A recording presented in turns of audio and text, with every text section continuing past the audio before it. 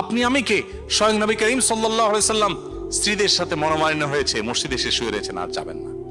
রাগে যত মাথা গরম হোক, খবরদার তালাকের কথা বলবেন না। অন্য 10টা কথা বলেন, রাগ উঠছে নিজের গায়ে পারলে 2টা মারেন, বউয়ের গায়ে মারেন না। তারপরে মুখ দিয়ে তালাকের কথা বলেন না।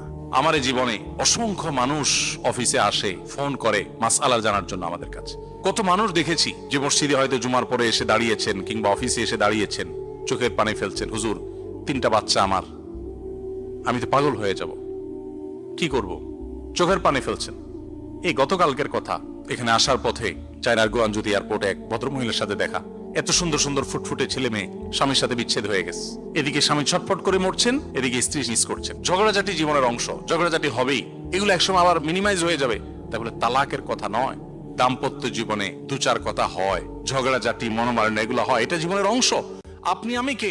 স্বয়ং নবী করিম সাল্লাল্লাহু আলাইহি সাল্লাম স্ত্রীদের সাথে মনোমালিন্য হয়েছে, মসজিদে এসে শুয়ে রয়েছেন, আর যাবেন না। আলী রাদিয়াল্লাহু তাআলা আনহু রাসূল সাল্লাল্লাহু আলাইহি ওয়াসাল্লামের মেয়ের জামাই, ফাতিমা রাদিয়াল্লাহু তাআলা আনহার স্বামী, সেই মানুষটা তিনি মসজিদে এসে শুয়ে আছেন। কেন? অভিমান হয়েছে স্ত্রীর প্রতি। নবীজি এসে সেখানে মিটমাট করেছেন।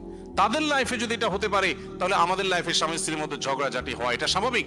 আজকে যার সাথে ঝগড়া হচ্ছে 2-4-10 বছর পর ঠিক হয়ে যাবে। বিশেষ করে দাম্পত্য জীবনের শুরুর দিকে একেবারে প্রথম তো মহব্বত আর ভালোবাসা ঢেউ খেলতে থাকে।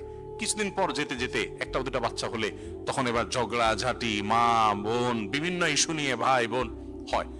এই সময়টা যদি সবর করে পার করে কেউ বুদ্ধিমত্তার সাথে, এরপরে আবার একটা সময় সুখ আর সুখ থাকে মরণ পর্যন্ত, বুড়াবুড়ি।